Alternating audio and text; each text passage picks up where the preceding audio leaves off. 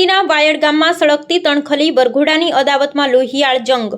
મોટી ઘટના। એક જ જ્ઞાતિના બે જૂથો વચ્ચે ખેલાયો જંગ। ગામમાં ભારેલા અગ્નિ જેવી સ્થિતિ। ગામ ગજવ્યું। વરઘોડો કાઢવા જેવી બાબતે થયેલી તકરારે ધારણ કર્યું ઉગ્ર સ્વરૂપ। સામસામે પથ્થરમારો અને હુમલામાં અનેક લોકો લોહીલુહાણ। ઈજાગ્રસ્તોને તાત્કાલિક હોસ્પિટલ ખસેડાયા।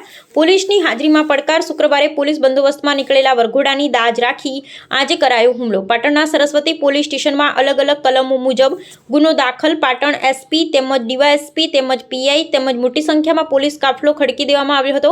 પ્રતિબંધ છતાં બબાલ। ગામમાં વરઘોડા પર પ્રતિબંધ હોવા છતાં વિવાદ વકર્યો। શાંતિ ડહોળવાનો પ્રયાસ। ખડકાઈ ગયેલી ફૌજ। ઘટના બાદ વાયડ ગામમાં પોલીસનો ચુસ્ત કાફલો તૈનાત। આખા ગામમાં સન્નાટો। જ્યાં સંપ છે ત્યાં જ જંપ છે। વેરથી માત્ર વિનાશ જ મળે છે, વિકાસ નહીં। અહેવાલ જયંતિભાઈ ઠક્કર। એટલે કાલે અમે બંદોબસ્ત માજી અને વરઘોડો કર્યો, બરોબર। એટલે કાલે કોઈ લોકો આગા ના થયા। ઓમ એવાને પેતરો હતો કે આ લોકોનો વરઘોડો ના થવો જોઈએ, બરોબર। અમે રાઠોડ થઈ, જાદવ છીએ।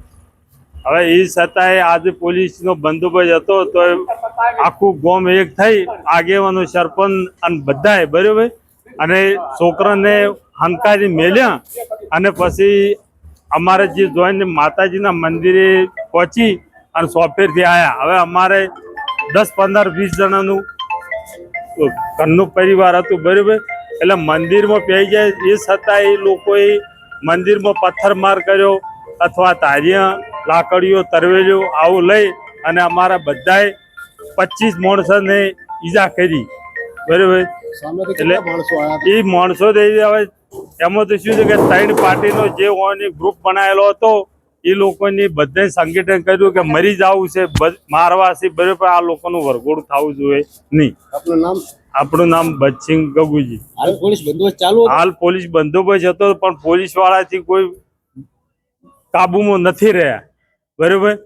પોલીસ વાળાની બધી મદદ કરી પણ તોય કાબુમાં ના રહ્યા અથવા અમારે જેમ માણસો હતા એમ દેવાવાળી કરી આ લોકોની। જે એ સાથે જે હાજર હતા એમને માર્યા। પછી જે બહાર બીજા અમારા કુવા ઉપર રહેતા હતા માણસો એ અહીંયા ત્યાં જઈને ઘા કરીને માર્યા છે, બરોબર। આપનું નામ? આપણું નામ બચસિંહ ગગુજી રાઠોડ, ગામ વાયડ।